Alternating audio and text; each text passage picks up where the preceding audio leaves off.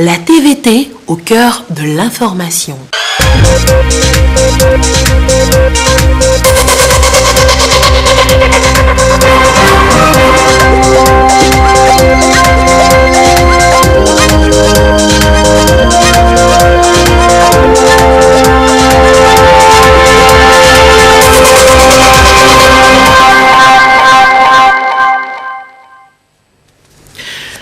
Le développement conduit par les communautés, c'est une nouvelle approche expérimentée dans la région maritime par l'ANADEB. Elle fait déjà tache d'huile dans 24 localités. Les bénéficiaires en sont fiers et vous allez les entendre dans cette édition. Le Togo sera bel et bien au festival Clap Ivoire de septembre prochain avec 2 films, un film fiction et un documentaire. Les auteurs nous donneront plus d'explications tout à l'heure. Voilà pour le sommaire. Où que vous soyez, vous êtes en direct sur la télévision togolaise. Bonsoir et bienvenue dans cette édition. L'Agence nationale d'appui au développement à la base, ANADEB, est le bras opérationnel du gouvernement dans la mise en œuvre de sa politique de développement à la base. Elle a mis en place une nouvelle approche dans l'exercice de sa mission, le développement conduit par les communautés. Le concept est expérimenté dans la région maritime. Sur quoi est-il basé et quelle est sa pertinence? Augustin Kossi, élément de réponse.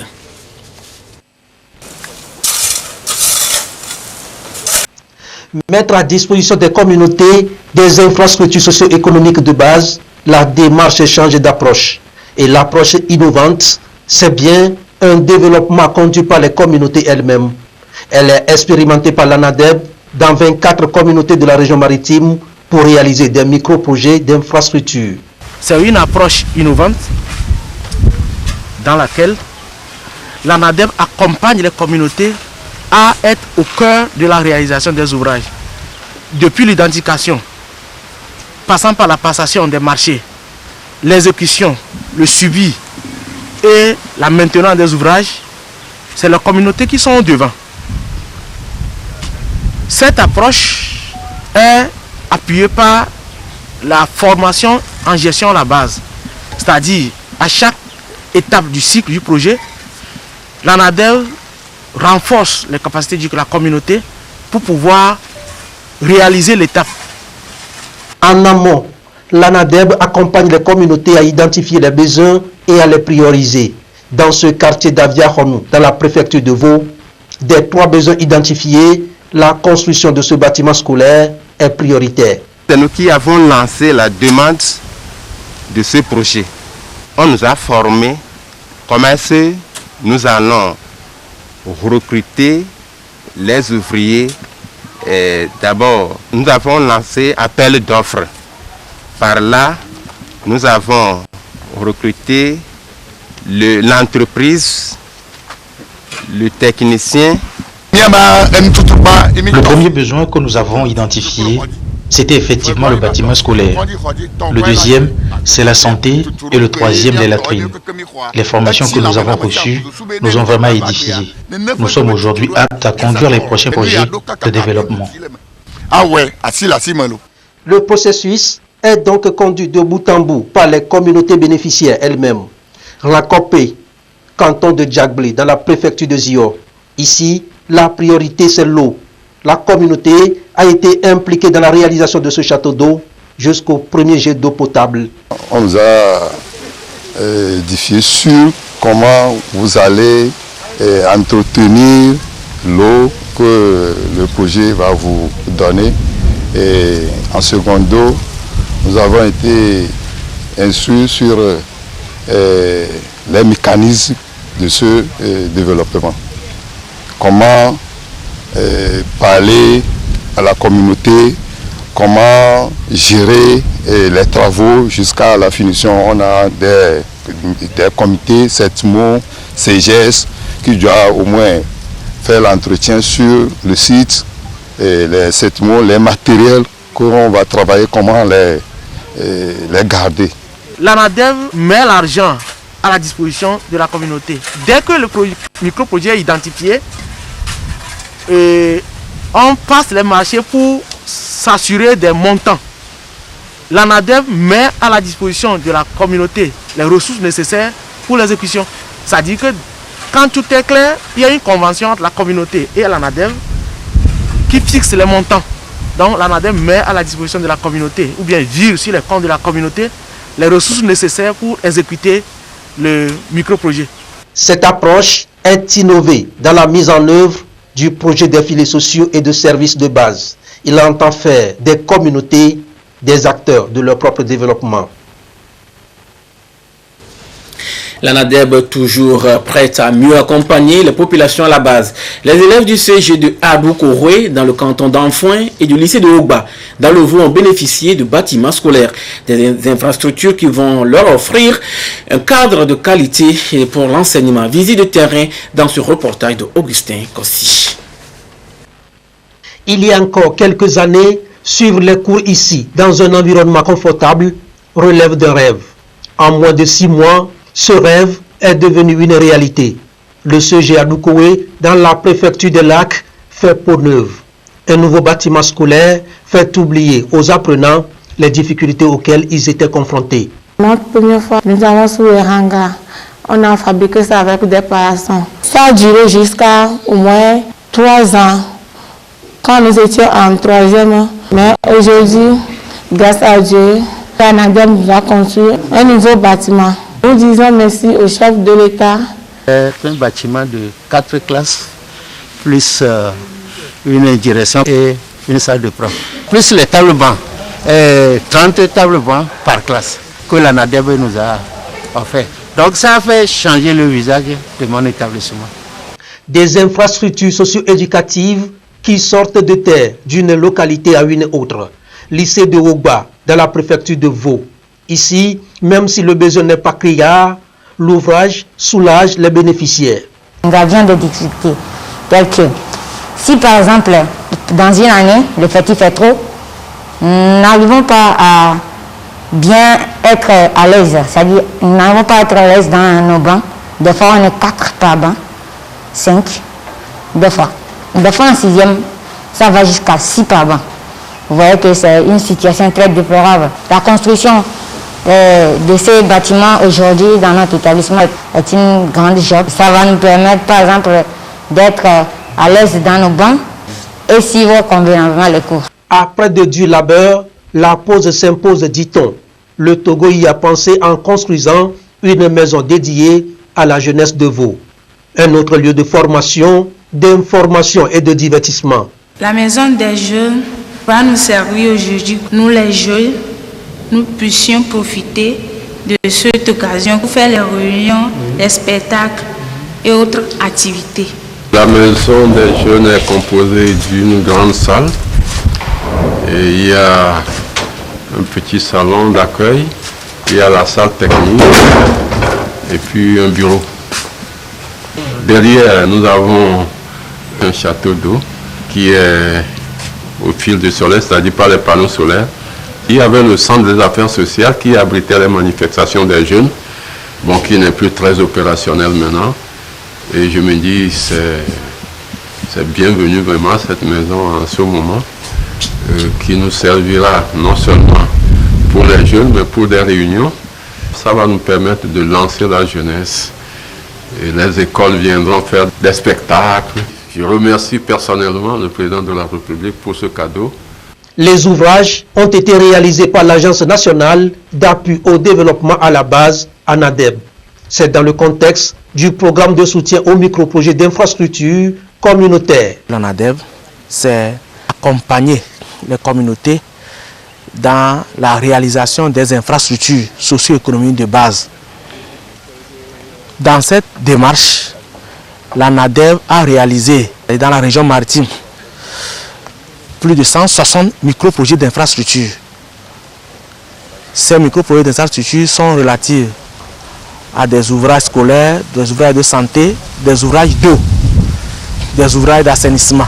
Nous avons visité quelques-uns de ces ouvrages, en l'occurrence le bâtiment scolaire d'Adou-Kouroué dans la préfecture de Lac, un bâtiment scolaire de 4 classes, bureaux, magasins, plus des mobiliers. Nous avons également visité le bâtiment scolaire à Ouba, dans la préfecture de Vaud, un bâtiment scolaire de 4 classes avec les mobiliers. Ces 2 ouvrages ont coûté près de 50 millions de francs CFA. Bien d'autres infrastructures sont en cours de réalisation dans la région maritime avec des approches diverses. L'ANADEB met en œuvre aussi des projets de filets sociaux et de services de base, de quoi assurer aux ménages et communautés vulnérables un bien-être social. Et voilà qui est dit un autre projet mis en exécution par l'ANADEB, les filets sociaux et services de base. Dans la région de la Kara, plusieurs chantiers sont ouverts pour la construction d'infrastructures socio-économiques de base. Certains sont achevés. À Djambledo et à Kalanga, dans le Bassar, ces infrastructures sanitaires et scolaires ont été réceptionnées. Nestor Mouzou. C'est un bâtiment de 3 classes avec bureau du directeur et un magasin qui a été construit à l'école primaire publique de Djambledo dans le canton de Bangéli dans la préfecture de Bassar. À ce tout premier bâtiment de l'école s'ajoutent 2 blocs de latrines pour les filles et les garçons. Coût total 25 millions de francs CFA au titre de la composante infrastructures socio-économiques de base du projet FSB, filets sociaux et services de base que pilote l'Agence nationale d'appui au développement à la base ANADEB Kara. C'est grâce au chef de l'État que nous avions pu avoir ce joyau-là. Par le passé, c'était un apatam où les enfants croupissaient au gré du vent, du soleil et de la pluie. Donc aujourd'hui, c'est un joli bâtiment qui est fortement implanté.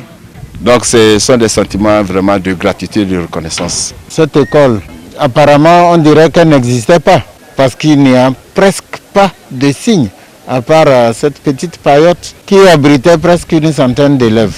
Aujourd'hui, voici un bâtiment de 3 classes avec bureau-magasin qui se dresse devant nous et qui va désormais abriter ces enfants.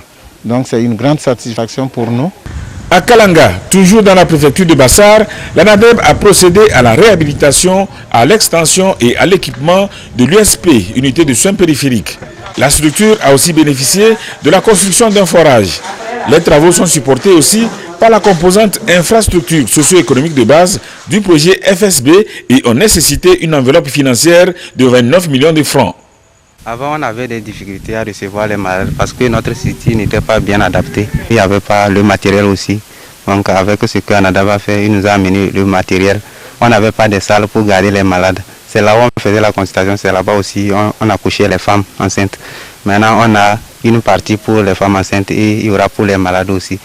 L'ANADEB exécute les travaux en collaboration avec les communautés bénéficiaires dans le sens d'une gestion participative. En fait, le travail qui a été fait en gestion communautaire, ce sont les CVD qui ont été renforcés.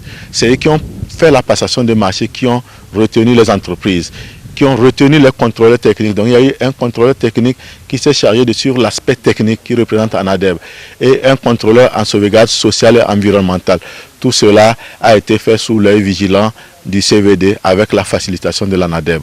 On peut dire qu'on est satisfait parce que techniquement, ça a respecté les règles de l'art. Mais maintenant, la plus grande satisfaction, nous la tirons de la communauté par rapport à toutes les manifestations de joie qu'on a vues ici et là pour témoigner de la situation dans laquelle ils vivaient et aujourd'hui, ils pensent qu'il y a un soulagement et c'est justement ce que ANADEB veut apporter quotidiennement en apportant un minimum vital à chaque citoyen togolais dans les communautés les plus vulnérables. Pour le compte de cette année, 44 micro-projets seront réalisés dans la région de la Kara. Les investissements s'élèvent à 1,56 milliard de francs CFA, un financement de la Banque mondiale et du gouvernement togolais. En dehors des infrastructures socio-économiques de base, le projet filets sociaux et services de base a 2 autres composantes, les cantines scolaires et les transferts monétaires. Dans la région de la Kara, 62 écoles bénéficient des cantines scolaires et plus de 12 000 ménages sont pris en compte par les transferts monétaires. Cuisine santé pour poursuivre cette édition. Les bouillons de cuisine communément connus sous le nom de cubes sont prisés par beaucoup de Togolais pour la cuisine. La saveur et le goût que donnent ces additifs alimentaires rendent succulents les plats. De fabrication industrielle pourtant, ils ne sont pas sans conséquences sur la santé humaine. Quels sont les effets des bouillons cubes? Chris Agbedi nous s'est intéressé au sujet. Suivez son dossier présenté par Abilina Singbi. Avoir de bons plats succulents, aux arômes agréables, est synonyme de nos jours à l'utilisation de bouillons de cuisine, communément appelés cubes, pour de nombreux cuisiniers et cuisinières. Seulement, à la place des bouillons faits maison jadis utilisés, la plupart des cubes qu'on retrouve sur le marché sont fabriqués industriellement à partir de produits déshydratés et d'ingrédients dont les consommateurs ignorent totalement la composition chimique. Pour parler de la composition chimique principale des bouillons, ce sont les sels, les glutamates qui sont des exhausteurs de goût et quelques additifs qui ne sont aucunement pas bons pour une meilleure santé. Séducteurs de palais, les bouillons cubes ne sont malheureusement pas sans conséquences sur la santé humaine. Le sel, vous n'êtes pas sans savoir que cela n'est pas bon pour une meilleure santé lorsqu'on en consomme en quantité exagérée. Les sels poussent les consommateurs à faire des maladies que nous classons parmi les maladies dégénératives, l'hypertension et également le diabète, pour ne pas parler de tout ce qui est maladie liée à la non-fluidité du sang, la viscosité du sang et donc des maladies liées au cœur. Et donc, c'est d'abord le sel, c'est un danger. Maintenant, lorsque nous venons au glutamate, c'est un poison pur. À ces pathologies, certains spécialistes de la santé ajoutent des troubles de comportement chez l'enfant, des saignements et infections urinogénitales, le gonflement de la prostate et bien d'autres maladies. Comme alternative, des nutritionnistes et conseillers en aliments recommandent. Retourner à la préparation naturelle que nous avons. On peut mélanger des épices pour en faire des bouillons. On peut utiliser des exhausteurs de goût comme de l'ail, comme les clous de girofle, comme d'autres que nous maîtrisons bien. Ou on peut se remettre à ces entrepreneurs locaux qui font de bons boulots. Si la santé n'a pas de prix, il convient d'inviter les uns et les autres à plus de responsabilité et de prudence quant à la consommation régulière des additifs alimentaires. L'abus de toute chose étant nuisible pour la santé. Mangeons donc bio. L'ONG Vitogo aura 25 ans le 11 août prochain. La célébration de ce jubilé d'argent a démarré vendredi dernier par une conférence de presse, occasion de faire le bilan du parcours dans la prise en charge des personnes vivant avec le VIH-Sida. Medina Salami Bacha. Il y a 25 ans, le VIH-Sida semait encore la panique dans les sociétés. Stressées par le manque de traitement et les discriminations, les personnes infectées n'avaient plus l'espoir de vie. En appui au programme national de lutte contre le sida, des personnes vivant avec le VIH ou PVVIH ont créé l'ONG Espoir Vie Togo. À ce jubilé d'argent, les actions à mi-parcours sont visibles. Prise en charge des PVVIH, création des centres de soins, sensibilisation et autres. Aujourd'hui, nous pouvons toutefois dire que EVT est en pole position dans la prise en charge des personnes vivant avec le VIH. Nous disposons de notre siège dans lequel nous avons des laboratoires, nous avons également le CMS. Aujourd'hui, nous avons tout à notre disposition qui permet quand même de soigner les PVVIH. On dénombre à ce jour plus de 110 000 PVVIH au Togo avec un taux de prévalence de 2%. Le défi majeur est de baisser la charge virale au niveau indétectable pour au moins 95% des personnes suivies pour couper la chaîne de contamination. Pour la prise en charge des personnes vivant avec le VIH, nous avons comme objectif que les 95% des PVVIH aient leur charge virale indétectable. Ça, c'est le premier objectif pour nous. Et le deuxième objectif, c'est également avoir des ressources nécessaires pour pouvoir sensibiliser pour que d'un jour à l'autre, qu'on ne parle plus de VIH au Togo. Charge virale égale quantité de virus dans le sang. Le but du traitement par les ARV, c'est de diminuer fortement la quantité de virus dans le sang, donc la charge virale. Quand une personne prend bien son traitement, la charge virale est indétectable et la personne n'est plus infectante pour les autres personnes qui sont autour d'elle. Ça ne doit pas faire oublier les mesures de prévention. Plusieurs activités vont marquer le 25e anniversaire, messe et journée de réflexion sur le thème EVT au cœur de l'action communautaire pour une élimination du VIH. Pour les 5 ans à venir, Espoir Vie Togo veut être un centre de référence régional en matière de recherche et de formation. Avec le soutien de l'Union européenne, l'Association pour la défense et le Conseil de la femme part en guerre contre le Covid-19. Son projet de sensibilisation action citoyenne participative et de veille contre le Covid-19 va toucher plusieurs localités de Tchaoudjo et ailleurs pour amener davantage les populations à adopter des comportements responsables. Le respect des gestes barrières. Désiré Aloy. Le coronavirus continue sa propagation. Tous les États, à l'instar du Togo, sont engagés très activement dans la bataille, à côté des associations et ONG, ainsi que d'autres structures en rang de bataille pour lutter contre le virus, suivant le plan d'action du gouvernement togolais. L'Association pour la défense et le Conseil de la femme, ADCF Togo, veut jouer sa partition au travers des sensibilisations, actions citoyennes actives et de veille contre Covid-19 dans la région centrale. ADCF, dans sa continuité de lutte contre la pandémie de Covid-19, a reçu un appui financier de l'Union européenne à travers la coordination nationale de lutte contre la pandémie. Il s'agit pour nous de mettre en place les comités de veille citoyens dans les cantons d'Agoulou, Lamatessi et de Issawazina.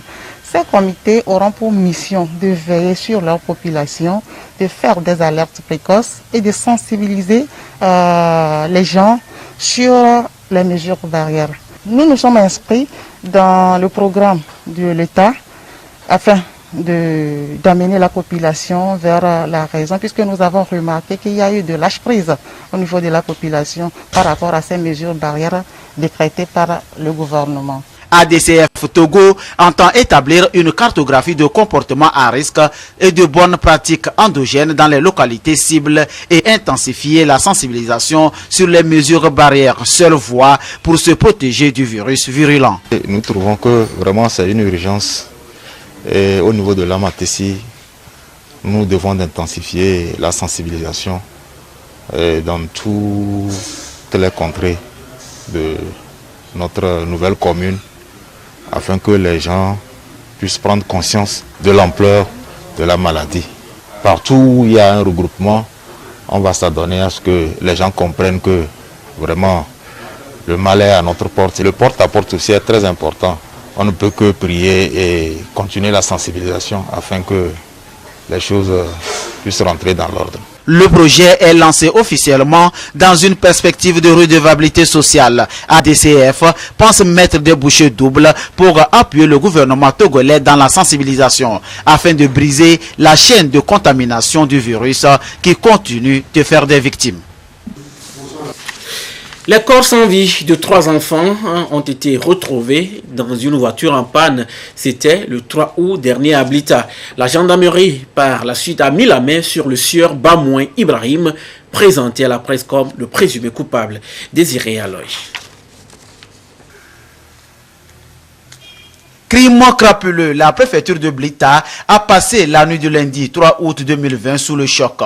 Inadmissible de retrouver 3 de leurs, des tout petits enfants âgés de 3 à 8 ans, leur corps sans vie rangés dans cette voiture en panne, garée à côté d'un débit de boisson appartenant au propriétaire du véhicule. La population en colère a mis feu à l'engin et au débit de boisson.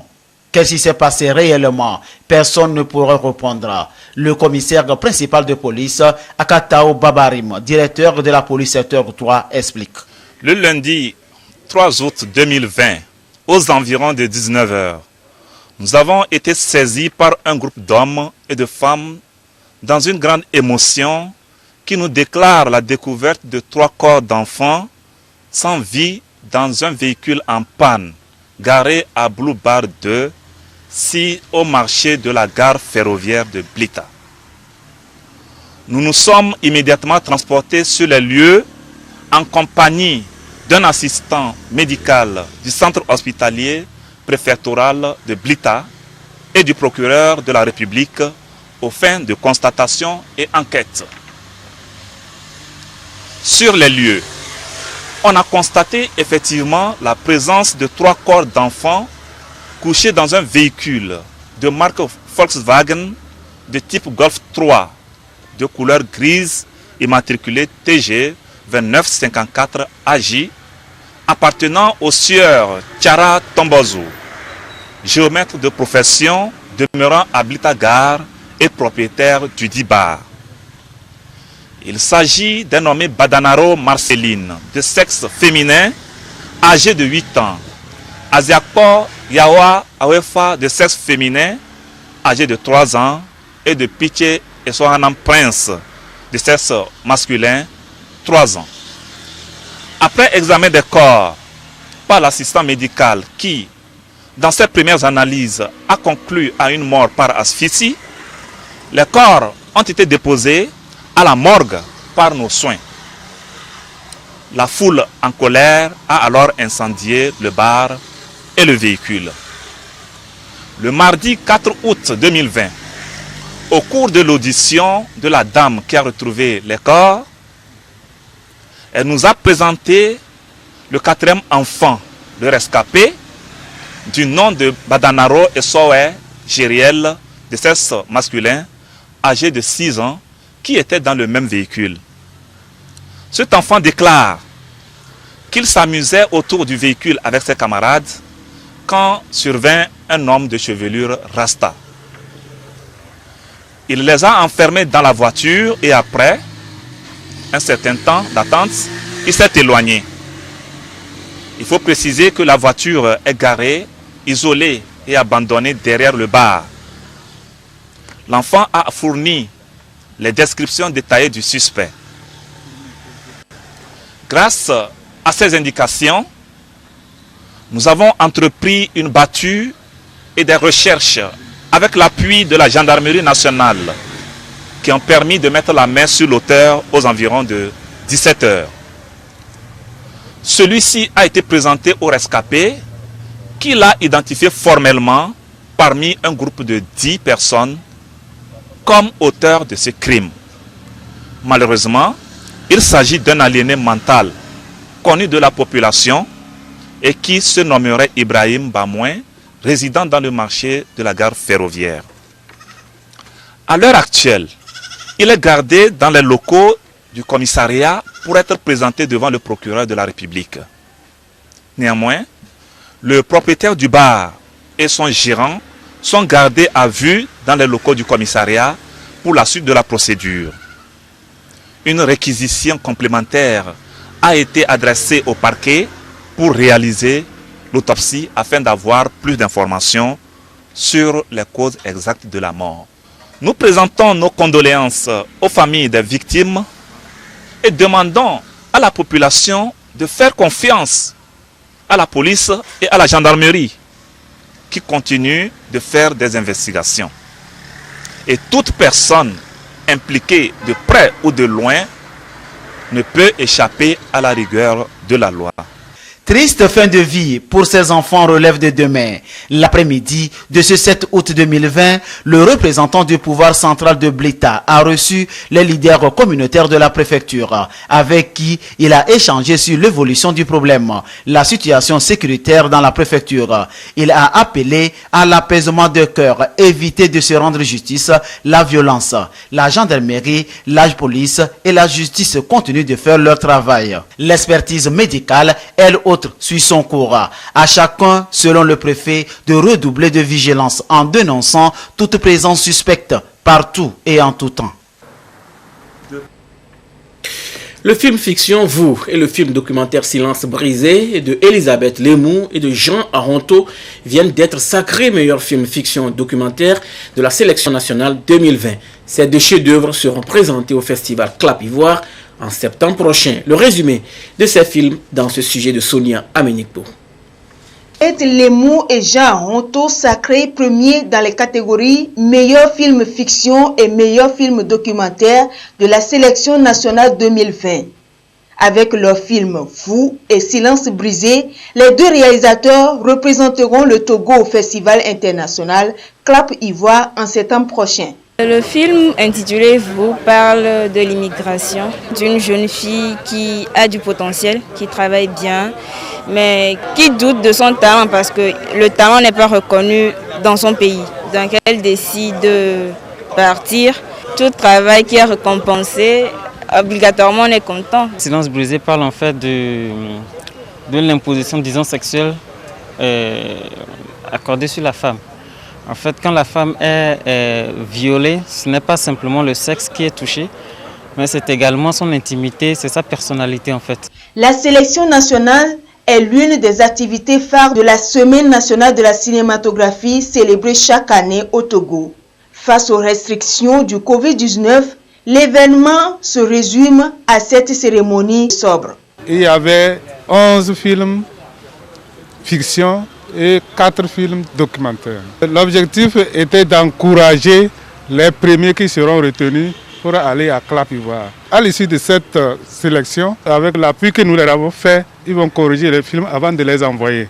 Et tout ceci, c'est pour donner plus de chance à nos films à Clap Ivoire. Quand bien même la sélection va se faire en ligne, nous restons confiants. Depuis quelques années, le gouvernement œuvre inlassablement au développement du cinéma national. Le ministre Egbetonyo, après avoir félicité les lauréats, les a conviés à plus de travail pour hisser haut le 7e art togolais à l'échelle internationale. Le cinéma domestique, timidement, mais de manière à encourager, amorce son envol. Le gouvernement y tient la main par une volonté politique affirmée dans le plan national de développement. Révision du mode de fonctionnement et d'intervention du Fonds d'aide à la culture FAC en est la preuve irréfutable. La priorité cette année a été donnée au cinéma et à la production audiovisuelle en cohérence avec les priorités du gouvernement qui a adopté le projet de loi portant code du cinéma de l'image animée actuellement à l'étude à l'Assemblée nationale. Je voudrais maintenant m'adresser à vous particulièrement. Tout comme vos devanciers, vous venez d'accéder à l'antichambre des grands cinéastes du Togo. La réception des trophées ne doit pas être la fin de vos efforts. Vous devez, le moment venu, sur le champ des hostilités, défendre par tous les moyens les couleurs du pays et porter haut le flambeau de la patrie. D'autres prix, notamment le prix de la meilleure interprétation et deuxième prix meilleur film fiction et documentaire, ont été également décernés. À ce jour, samedi 8 août 2020, la situation de la pandémie au nouveau coronavirus au Togo se présente comme suit. Le nombre de cas confirmés est de 1046, 18 nouveaux cas depuis hier. Le nombre de personnes guéries est de 721, 11 nouveaux guéris depuis hier. Le nombre de cas actifs est de 302. Le nombre de décès est de 23. Un nouveau décès depuis hier. Un communiqué signé par le ministre en charge de la Santé, le professeur Moustapha Meji Yawa. Dans la rubrique Amélioration climat des affaires au Togo, vous suivrez dans un instant les performances mesurables Chambre de petits litiges, opérateurs économiques rassurés. Voilà, ce sera tout pour aujourd'hui. Merci de nous avoir suivis. Coucou spécial à ceux qui donnent de leur temps pour sauver les malades du Covid-19. Prenez soin de vous. Gardez toujours le sourire, quoi qu'il arrive.